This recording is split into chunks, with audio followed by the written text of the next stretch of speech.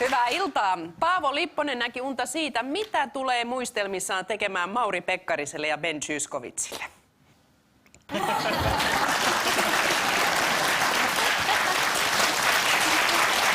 SAK:ssa kommentoitiin hallituksen tulevia esityksiä myös viittomakielellä.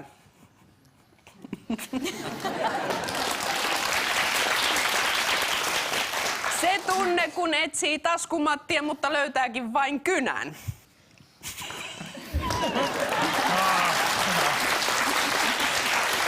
Raakakumin kallistuessa laihalaismies on keksinyt, kuinka säästää rengaskuluissa.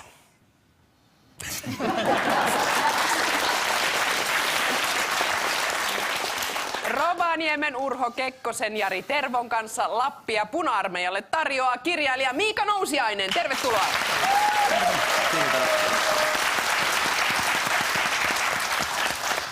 Ja Tuusulan Matti Putkosen Stan Saanilan kanssa räjähteleviä lepakoita vastaan taistelee artisti Anna Abreu. Tervetuloa.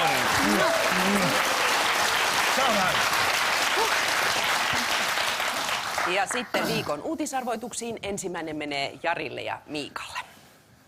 Niin sanotut pöytänaiset on kömpelöity, sitä varten on kehitetty kannettavaa. Kyllä se on aina haasteellista, kun suurmies pyrkii pienkoneeseen. Mikko Alatalo käytti televisiossa banaanisortseja, mutta se ei jäänyt valitettavasti siihen. Jaha, mistä uutisesta on kyse? Tässähän viikon ulkopolitiikka- ja elämäntapa-uutisesta vastaavat presidentti Ahtisaari, ministeri Iloniemi ja päätoimittaja Ruokanen. Kyllä. He ovat tehneet kirjan, jossa he kannattavat kannabista ja NATOa. Jää epäselväksi tässä järjestyksessä, kun tämä on mennyt tämä kannatussysteemi, mutta niin heidän systeemissä oli sellainen, että he vetäytyvät suomalaisen klubin ruoholuolaan, jossa he sitten pajauttelivat kasaan kirjan, jossa he kertovat mielipiteitä yleisistä asioista. Tässä nyt ensimmäisenä tulee tietysti mieleen sellainen asia, että Martti Ahtisaarihan on meidän korkeasti kunnioitettu rauhan nobelisti. Hän on ehkä rauhanpiipun vaihtanut johonkin stydinpään tavaraan tässä. Ehkä siinä samalla sitten perustettiin Suomi-Jamaika-ystävyysseura. Mutta niin siis, nämähän loppujen lopuksi molemmat ovat kannatettavia asioita. Kannabis ja NATO. Mutta mitä varten meidän pitää odottaa ennen kuin äijät on 80-vuotiaita, valtaosa heistä, ennen kuin he kertovat oikeasti, mitä mieltä ne on asioista? Pitääkö meidän odottaa nyt 20 vuotta, että niin siis Sauli Niinistö kertoo, mitä se oikeasti ajattelee Putinista? Niin. Se olisi hienoa, kun uuden vuoden puhe olisi ollut sinne kansalaiset. Mua loukkasi siinä Ahtisaaren niiden kirjassa se, että ne haukku siinä demareita.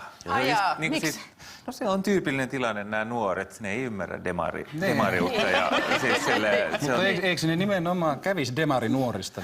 Kävis, jos olisi vaan harmaammat hiukset ja vähän lisää ikää. Niin sitä paitsi me unohdamme yhden asian tässä. Eilen täytti 63 vuotta Vladimir Putin. Aivan.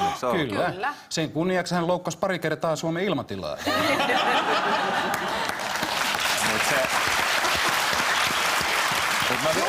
Vielä tuohon siis, mä haluaisin, että ne Ahtisaari niin kuin palaisi demareihin, koska on tää vanha juttu, miten muodostetaan demarinimi ihmiselle, kun on niin, näitä tangonimiä ja muita. Siis demarinimi muodostetaan sille, otetaan kummisedän etunimi, äidin tyttönimi, Olof Palmen syntymäkatu, sitten yksi Jyväskylän Suurajojen pikataipaleen nimi, sitten unohdetaan ne ja sanotaan Eero Heinaluoma.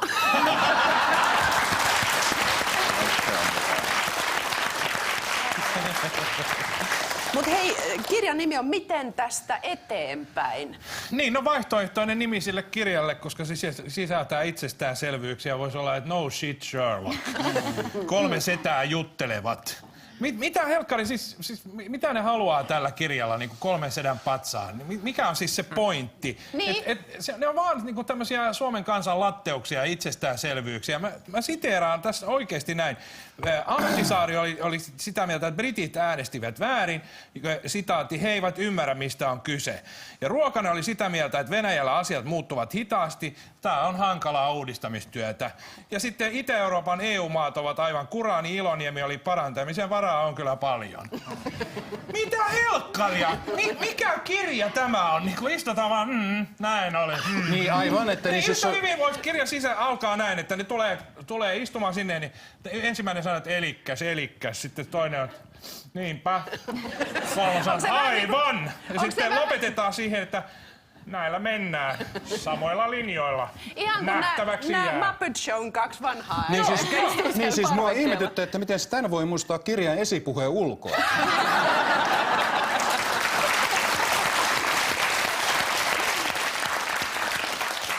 Anna, kerro nyt vanhoille miehille, miten tästä eteenpäin? No en mä tiedä. Mä tiedän vaan, että mun mielestä Martti Ahtisaari on semmonen siis niin ihana mies. Mä haluaisin sen meille, mä haluaisin sen hengaa mun sohvalle. Mä haluaisin, että se olisi mun niinku vaari. Mä haluaisin mennä sen syliin ja kuunnella tarinoita. Ja Martti Ahtisaari on nyt siellä kotona. Kerro osoite! Mä luulen, että hän ei ihana. pistä vastaan. Toi kuulosti vähän oudolta, mut siis... Ihan sama mitä se sanoo, se on ihana. Joo, se on ihana. Nimenomaan. Niin. Miksi? Niin. Se vaan on, se on niin fiksu. Niin. Se on voittanut Nobelin. Oot sä voittanut Nobelin, hä? Se sai rauhan Nobelin. Mistä uutisesta on kyse? Ahtisaari on ystävinen vähän pajautunut. Pitää paikkansa 2 pistettä Jarin joukkueelle.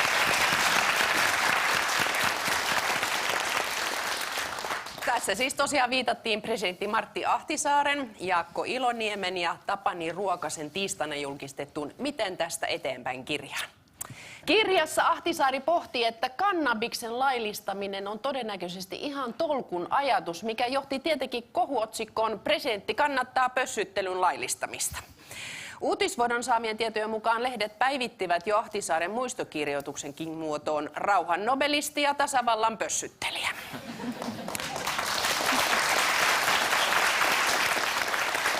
Seuraava menee Stanille ja Annalle.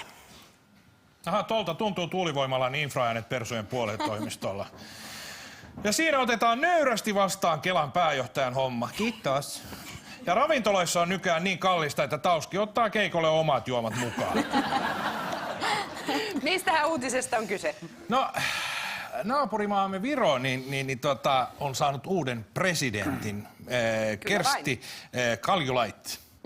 Ja mä yritän muistaa aina sitä nimeä, niin kuin mulla on nimisääntö, niin kuin, että se ei ole Päivä Kali, ei Päivä Kalja eikä Kalja Laiva, mutta se on niin kuin, vähän niin kuin Kaljulakki, eli heidän Kekkonen. Hyvä muistisääntö. Se nyt on mun muistisääntö. Jokainen kehittelee oman. Se on vähän niin kuin tuo Demari-nimi. Mua helppo. jännittää, että mitä hän saa aikaiseksi, kun tulee viemään tosi paljon aikaa, kun ihmiset kysyy koko ajan, että no miltä tuntuu olla naispresidentti? Se tulee viemään niin paljon aikaa, että se tulee olemaan tosi hankalaa tehdä mitään. Mua jännittää myös, että millä nimillä häntä tullaan kutsumaan, koska mun yleisimmät nimitykset on Pieni ja Pippurinan, Laulu Lintunen, Laulaja Kaunotar, Taskuraketti ja Tasku Venus. Ja yleensä naisillahan se näin menee, että ei mitään, jos mä voittaisin Nobel-palkinnon, niin mä olisin vaan, että Anna Abreu voitti Nobel-palkinnon seksyssä minihameessa.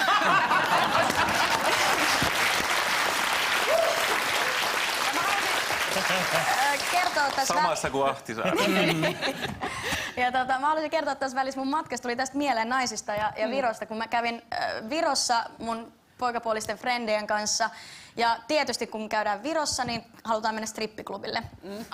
Sun aloitteesta varmaan. Itse asiassa ei ollut mun aloite, mutta tämän jälkeen kukaan ei enää halua tulla mukaan strippiklubille, koska me käytiin siellä strippiklubilla ja 1,5 tuntia siitä, tai itse asiassa koko aika meni siihen, kun mä juttelin henkeviä stripparin kanssa. Ja kysyin siltä, että miksi olet täällä töissä? Mieti oikeasti, kaikki nuo miehet vaan niinku huutelee tommosia, miten sä kestät tätä ja muuta. Ja lopuksi kun mä lähdin sieltä, niin siellä tuli muutama sylitanssiehdotus, kun mua luultiin strippareiksi. Joo, se joskus kääntyy noin. Mäkin muistan yhden tutun polttareihin täysin niin kuin stripparin yleisöksi sopimaton yleisö, jotka on niin kuin vaan sosiologeja, mutta ne sai jostain niin kuin kuningasidea, että otetaan tänne strippari. Sitten strippari oli ehkä 20 sekuntia. Sitten se rupesi itkemään. Teki työtään ja sitten ne jätkät oli, ei kun tuu tänne jutellaan. Ja siihen se johti, mutta Parempi näin. Palkka oli sama. Mutta ilmeisesti... Sosiologi, orgiat. Niin. Rajuinta, mitä sosiologiat tekee, jutellaan. Tehdään muistiinpanoja. Nämä on maailman omituisimmat naapurimaat, kun siis tavallaan, jos tätä katsoo ihan siis ilmitasolla, niin kaikki virolaiset on rakennusmiehiä ja kaikki suomalaiset on viinanostajia. Mitään muuta syytä ei ole lähteä mihinkään. Ja sitä paitsi ne ei ole koskaan siellä, missä ne pitäisi olla. Virolaiset rakennusmiehet on Suomessa ja suomalaiset on Virossa ostamassa viinaa. Niin, kyllä. Näin on. Siinä Mutta on. mistä uutisesta on kyse? Viron uudesta presidentistä veikkaamme. Pitää paikkansa 2 pistettä Stanin joukkueelle. Hienosti alkaa. Tässä siis tosiaan viitattiin siihen, että Viro sai uuden presidentin. Uutisvuoto onnittelee Kersti Kaljulaittia. Jei! Yes. Kylläpä Kersti, että Suomessa saatiin uutiseksi tuntui nousemaan lähinnä se, että Viron uusi presidentti on nainen ja vieläpä Suomi-fani. Uutisvuodon Ei saamien ole. tietojen mukaan Suomi-fanius tosin tarkoittaa sitä, että Kaljulaitin mielestä janoisia suomalaisia pitäisi auttaa niiden kotimaassa sen sijaan, että hallitsematon suomalaisvirta päästetään Tallinnaan juopottelemaan. Okei. MTVn mukaan Kaljulaittin tavoite on se, että enää 5 vuoden kuluttua ei tehtäisi suurta numeroa siitä, onko Viron presidentti mies vai nainen. MTV noudattikin Kaljulaittin toivetta jättämällä naisjutut minimiin ja kertomalla vain sen, että rouva presidentti on paitsi 4 lapsen äiti, myös isoäiti ja entinen yksinhuoltaja, joka on sittemmin saanut miehen. Hyvä hänelle. Mitä muuta käyttöä muuten keksisitte naiselle? Amerikan presidentti. Kyllä. Tohon ei voi sanoa enää mitään. Sä niinku tyhjensit pajatson. Mua ihmetyttää aina, kun kysytään, että, millainen tämä maailma olisi, jos olisi enemmän naisia vallassa. Niin mä olisin enemmänkin kiinnostunut siitä, että millainen tämä maailma olisi, jos olisi päteviä ihmisiä maailmassa. Vallassa siis. Niin. Oi juhu. Että tavallaan, et ilman sitä sukupuolta. Toi on liian se olisi- rohkea kokeilu. Ei siihen voi lähteä. Sitä ei ole missään kokeiltu eikä tulla kokeilemaan. Ei kyllä. Siis me olemme saaneet vieraaksi tänne nuorisomusiikin edustajan, joka tietää, mikä on Aleppo. Siellähän mä käyn joka päivä. Se on auki 22. Joo. Pistetilanne on tasan 2-2.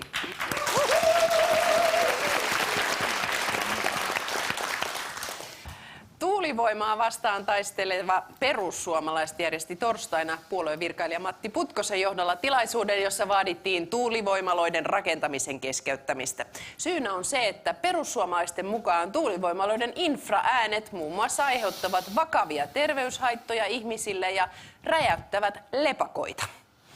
Infraäänievakkojen, kuolleiden kanojen ja räjähtelevien lepakoiden innoittamina kysymmekin nyt kilpailijoita, kuinka he suojautuvat infraääniltä.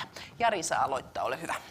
Niin, siis kyllähän sen olisi voinut arvata, että poliittisen keskustelun ytimeen nousevat esimerkiksi lentävät maamyyrät tai laulavat murmelit, mutta räjähtelevät lepakot, se tuli vähän yllättäen.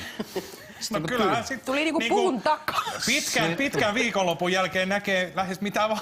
Kyllä se tietysti on niin, että lepakotkin räjähtelee, mutta niin siis se tutkii asiaa vähän lähemmin ja vaikuttaa siltä, että niin Putkonen on lukenut tällaisen kuuluisan kiinalaisen tiedemiehen Hu Haan tutkimuksen, jos käsittelee nimenomaan lepakkojen tapaa räjähdellä tuulimyllyjen läheisyydessä. Että sittenhän tässä on tietenkin vähän sellainen, että siis Putkosen tittelihän, kun hän ei halua titteleitä ja hän on kansanmies, niin hän on koko ajan kertonut, että hän on siellä puoluetoimistolla työmies. Kyllä hän on tämän jälkeen lepakkomies.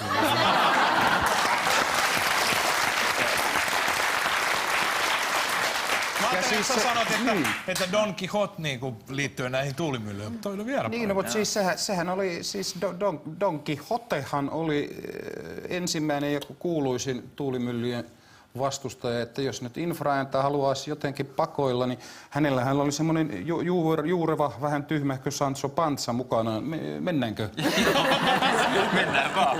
Eli se on sinun keinosi suojautua Muuta en infraääniä vastaan. keksi. Niin muuta et keksi, otat Miikan suojaksi. No Näin on. jotenkin varmaan perussuomalaisissa on huojentunutkin olo, että ne lepakot räjähtelee siellä tuulivoimien lähellä, eikä esimerkiksi kirkoissa, jossa on niinku ollut ongelma siitä. Mutta että mä muistan, siis Matti Putkosesta tuli meille mun lapsuudessa, ainakin Säynät-Salossa liikkui sellainen sananlasku, kun että Hetkonen sanoi Putkonen ja räjäytti lepakon. Mä ehkä suojaudun sananlaskuilla tuulimyllyä vastaan, koska Sancho Panza ja Don Quixote teki sen omalla tavallaan, jonka he oppivat Aira Samuliinilta. Mahtavaa. No entäs Anna, miten sinä suojaudut infraääniltä? No mä en oikeastaan tiedä, miten mä suojautuisin, mutta mä oon aina innoissani, kun ollaan lepakoiden asialla, koska on kuitenkin aika harvinaista, että persut on vähemmistöjen asialla. Niin, joo. Ja mulla on paljon keikoilla käy esimerkiksi lepakoita, niin se on ihan hyvä, että joku niitä suojelee. Hyvä.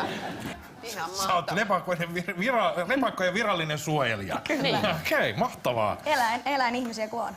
Okei, joo. Entäs sitten Stan? No mä sanon niinku hyvä ystäväni, joka sanoi näistä tuulimyllyistä, että hän ei keksi suurempaa sähkön haaskausta kuin se, että pidetään nää niinku pyörimässä. Et se on jotenkin vaan niin sairaan dorkaa puuhaa. Mutta mä suojaudun infraääniltä sillä tavalla, kun mä suojaudun niin kuin muilta ihmisiltä ylipäänsä, että mä laulan kovaan ääneen.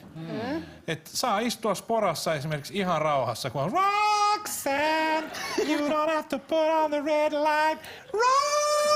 Roxanne, you don't have to sell your body to the night. Niin, ihan rauhassa saa olla. Persut tulee juttelee, mutta muuten...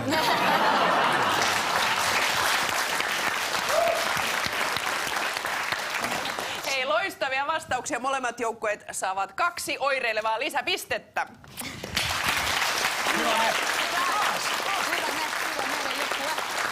Tasaisesti mennään. Pistetilanne on 8-8.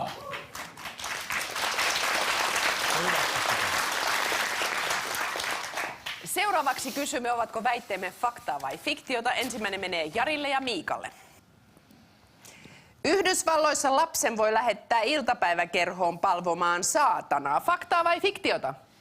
Siinä on yksi lihava perkele. No siis siellähän on erilainen systeemi. Suomessahan on lapsia varten on päiväkerho ja vanhempia varten on yökerho. Niin. Ja sinänsä toi saatananpalvontapainotteinen päiväkoti tai koulu on varmaan ainoa erikoiskoulu, joka Suomesta vielä puuttuu. Koska aivan pommin varmasti pystyy mennä vaikka sellaiseen kouluun, missä opetellaan balettitermit unkariksi ennen kuin kertotaulu. Ja sitten opetusministeri on sitä mieltä, että se on niin kuin hyvä näin. Mun mielestä opetusministeri ei varmaan uskalla leikata saatanalta yhtään rahoja. Ei, saatanan tunareilta. Mutta se, että Niin hänen pikku apurinsa saatanan tunarit. Niin. Mutta että kyllä tuo koulumaailman ja päiväkerhomaailman tuntien, niin mä luulen, että tää on... Miksi tunnet päiväkerhomaailman? Se Niin, kuulostaa ikävältä, kun aikuinen mies sanoo. Niin, se on hyvä. Päiväkerho. Sinäkö päivisin nojat siihen aitaan? Jos näetään vaan ikkunasta vaan. Niin, siellä. Se on niinku... Mä en tajua niitä Tuletko ihmisiä. pakettiautoon katselemaan emojia? Se ei ole kyllä ensimmäinen mielikuva, mikä tulee Miika Nousiaisesta. Tulee. Tommonen varmasti tollainen saatananpalvonta iltapäiväkerho tarvitaan Suomeenkin ja se on tulossa Suomeen, että on pakko olla faktaa. Se on mielestäni siis faktaa, Onko? On, tietenkin on faktaa. koska se on Yhdysvalloissa. Niin. No niin, 2 pistettä Jarin joukkueelle. Oi! Kyllä. Näin se menee. Väite on faktaa. Yhdysvalloissa lapsen voi todella lähettää iltapäiväkerhoon palvomaan saatana, ainakin mikäli uskomme Rumpalehteä. Asia on luonnollisesti herättänyt paljon huolta vanhemmissa. monessa amerikkalaiskodissa murehditaankin jo, kuinka paljon saatananpalvontavarusteet maksavat ja pitääkö lasta jatkossa kuskata 5 kertaa viikossa saatananpalvontatreeneihin. Uutisvuodon haastattelema perheenäiti kertoikin olevansa lopen uupunut siihen, että joka viikonloppu täytyy leipoa mokkaruutoja johonkin saatanan tai hytissä alttarilainalla kannustamassa, kun taaperon palvo on saatana. Oikeesti mä uskon, että saatanapalvojat on Jenkeissä niin väärin ymmärretty, koska Jenkeissä se voi tarkoittaa ihan mitä vaan. Esimerkiksi sitä, että niillä on joku Harry Potter-leiri ja ne oikeesti on siellä Avada Kedavra ja sit jengi luulee, että se on saatanapalvonta. Mä oon ihan varma, että Niitä ne on niin taustalla väärin ihan muuta. Niin, ja varmaan tuo on siis silleen mikä tahansa kerho tai koulu se onkin, niin se on sitten positiivisempi kuin Suomessa. Meillä vaikka itse kun olin koulussa musiikin tunnilla ja mä olin niin oikeesti, no täällä on laulaja paikalla, siksi en laula, kun mä olin niin kuin suhteellisen huono laulaja, mutta sitten mä tsemppasin, harjoittelin, halusin piristää porukkaa, harjoittelin Hectorin kappaleen Lumi teki enkeli eteiseen. Ja sanoin opettajalle, että nyt voin laulaa. Se kuulostaa jo valmiiksi traagiselta. Että nyt voin laulaa tämän laulun luokan. Sanoit siis itse, että halusit laulaa? Halusin laulaa luokan edessä. Harjoittelin sen hyvin, varmaan 3 viikkoa harjoittelin Lumi teki enkeli eteiseen. Sitten sanoin opettajalle, että voinko laulaa sen. Opettaja sanoi, ei tarvii, saat 8. Ihanaa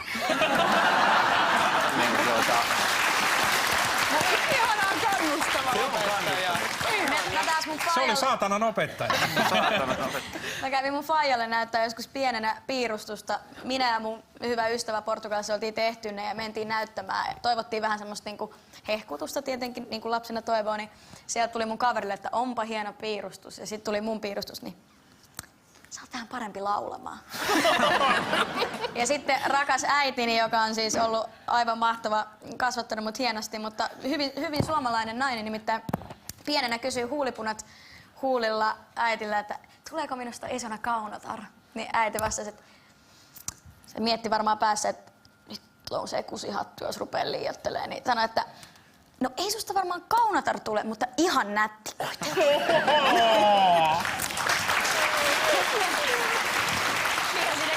Opettajat on ihania. Seuraava menee Stanille ja Annalle. Somesukupolvi on tottunut käyttämään munakoiso-emojia silloin, kun haluaa viitata miesten sukupuolielimiin tai lähestyvän seksin mahdollisuuksiin. Ja sitten niitä kuorit. No. Kauhea kuva. Faktaa vai fiktiota? No, mä en ole ainakaan ikinä nähnyt munakoiso-emoja. En siitä osaa sanoa, että jos mä viittaisin miesten sukupuolielimiin, niin mä laittaisin, että piste, huutomerkki, piste. Sitten siinä on 3. No sä voit katsoa se sitten puhelimella, kun Piste. ohjelman jälkeen. Kelpaako puoli piste? Kyllä kirjoita se siihen. Ai niin, katoksen kääntää noin, niin näyttääkö silloin Joo, aivan. Mutta tää on ihan mun oma keksimä. Mä en tiedä, Se on onko aivan. tätä somesukupolvea. Tietää, niinku, että joku tekee jotain kummia juttuja, niinku, lähettelee tuolta. Ja siis mua niinku näissä emoissa, näitä voi tosi paljon tulla väärinkäsityksiä, koska esimerkiksi mä oon kuullut, että se missä on kädet näin, Joo. mä aina luulen, että se tarkoittaa rukoilua, mutta se onkin high five. Ja sit se kakkakikkare, niin mä luulen, että se on kakkakikkare, niin kuin varmaan kaikki luulee, että se on kakkakikkare, mutta se onkin suklaisandei. Yleinen virhe. Se on yleinen virhe. Joo. Mutta siis faktaa vai fiktiota? Fiktiota. Just niin kuin. Teidän mielestänne väite on fiktiota. Just. Valitettavasti ei piste. Se on faktaa. Kyllä, vain väite on faktaa. Somesukupolvi on todella tottunut käyttämään munakoiso-emojia silloin, kun haluaa viitata miesten sukupuolielimiin tai lähestyvän seksin mahdollisuuksiin. Ainakin mikäli uskomme Aamulehden hämmentävää ruokauutista, jonka mukaan munakoiso on syrjättänyt avokadon trendikkäimpänä vihanneksena. Minkä ikäiset Tämä on kyllä multa jäänyt huomioon. Mun ikäiset ei ainakaan käytä tuota munakoisoa. Ei. Ja avokadohan on enemmän niinku, se on semmoinen, joo, ton kokonen ja siis se... Miesten sukupuolielimiin viitataan siis Aamulehden mukaan munakoisolla. Niin, se kypsennetään Poikkeuksia ja sitten tietenkin siihen löytyy niinku ja esimerkiksi sen kapteeni halkaisee. Saanila viittaa samaan asiaan pavunidulla.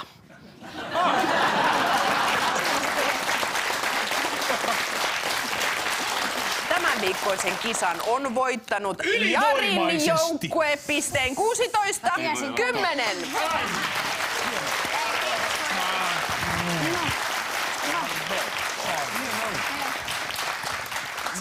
Voittajille annamme Martti Ahtisaaren, Jaakko Iloniemen ja Tapani Ruokasen uunituoreen kirjan. Miten tästä eteenpäin? Niin, hyvä kysymys. Siellä on se vastaus, kun tarkkaan lukee. Häviäjät saavat tyytyä Ahtisaaren innoittamina hieromaan rauhaa. He saavat rauhanpiiput.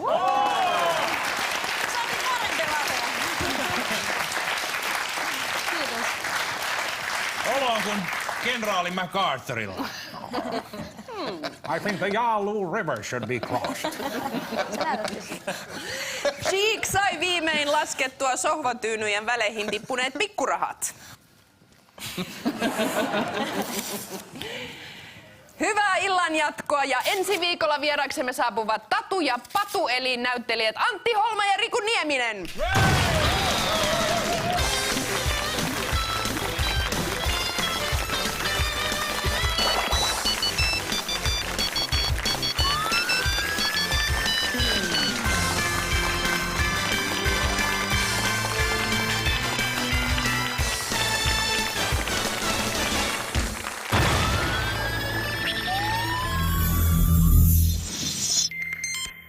No mites Anna säästää rahaa?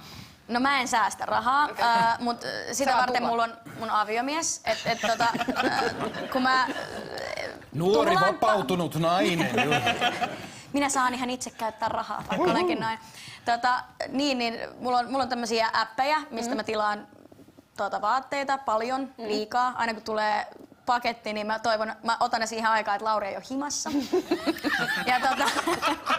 Ja sit mä piilotan ne pussit. Tää on siis true Sä story. tiedät, että alkoholistit tekee samaa. Joo, kyllä. Ja Onko sun vessassa kans niinku jemmapakettia? Ja siis se meidän säästövinkki on se, että aina kun Lauri huomaa, että siellä on joku pussi, niin se poistaa sen appin mun puhelimesta, koska se tietää, että mä oon niin laiska, että mä en jaksa heti ladata sitä uudestaan. Toinen. Eli poista appi. Eli sun miehes Lauri on siis samalla sun appiukko. Kyllä, juuri näin. Toi on määritelmä nuorison laiskuudelle, että on niin laiska, ettei jaksa ladata appia uudestaan.